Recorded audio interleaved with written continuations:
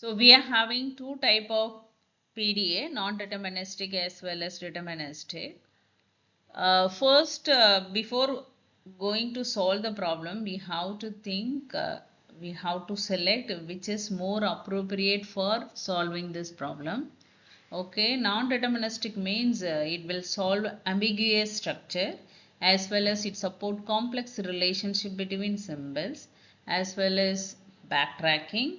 In situations we need a multiple path transition, that cases we can use non-deterministic PDA. And deterministic PDA, the relationship between symbols are very clear as well as sequential in nature, and also it will support symbol pattern matching with no ambiguity. So generally we can say non-deterministic PDA we can use ambiguous grammar, here deterministic unambiguous grammar. That's all. Okay. So next one is, yeah. So first we have to analyze whether we can choose deterministic or non-deterministic. You see here a power n, b power m, c power m and d power n. Okay. Here equal number of a's as well as equal number of d, then equal number of b as well as equal number of c. Okay. So using this language we can check whether uh, we can use a stack or not. Okay, definitely in PDA we can use a stack.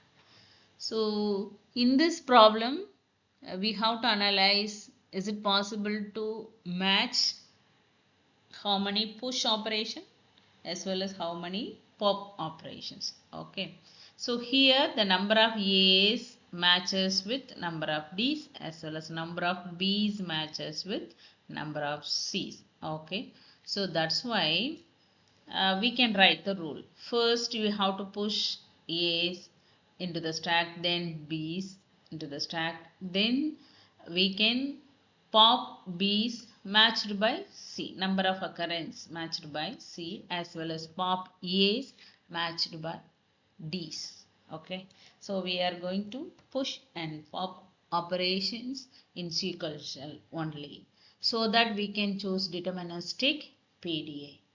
Okay, so next one is how to construct, how to write the rule. As it is initial state, we have to push A into the stack. Okay, definitely here 2A is there, but it may be n is equal to 5 means 5, then n number of A's maybe you are going to push. Okay, so initially Z naught, Q naught A, Z naught is, you can push the element into the stack, that is A is pushed here, A Z naught. Okay, again and again you are going to push up to n A's. So if you are pushing, keep on pushing A values here, so top of the symbol may be A. So if the top of the symbol may be A means what will happen? Again you have to push. Okay, then this part is over now. N number of A may be you can pushed. Then you are going to see the next character. Next, if you are seeing the next character, if you are reading the next character, you can change the state also. Okay, Q not BA, then change the state also, you can push the element. So what is the rule? Up to B we are going to push into the stack. Okay, so first you are reading B, so you have to push the element into the stack. So next again you are going to push, it may be top of the symbol B, so that you have to write one more rule, Q1 B comma B, again you have to push the elements. Then next keep on you are going to push the B into the stack, still the status Q1. Okay, next we are going to read next C. Okay, you can change the state also by top of the symbol B, because before we are reading only B only, so we can move the next state as well as Q2, then you make it as a epsilon, stack is a empty now.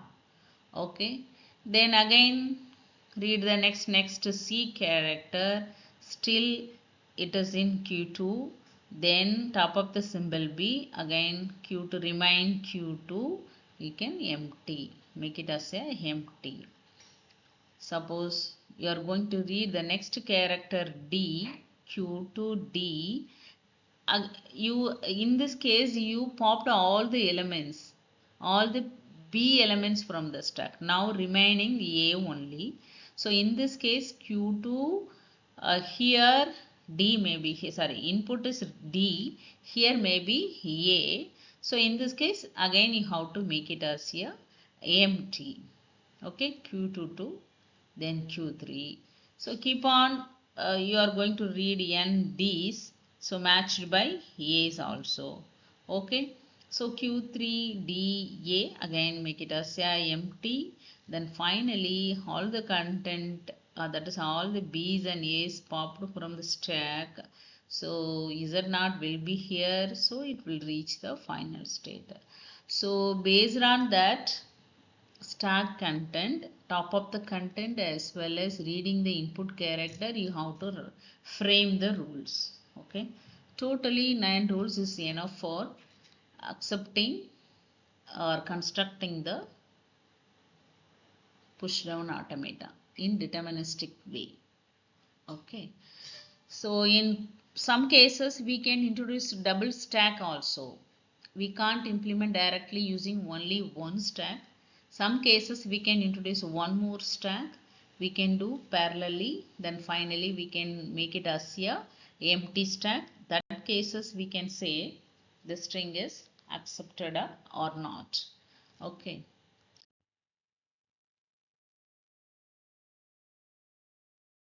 Yeah. So through this transition rules, we can make it as a transition diagram. Okay. So finally, we have to ensure whether the string is accepted or not.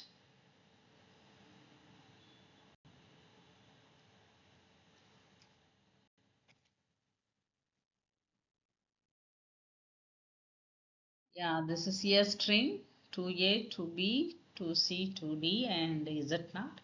As per rule 1, 2, 3, 4, 5, 6, 7 up to 9, we can check whether it is accepted or not.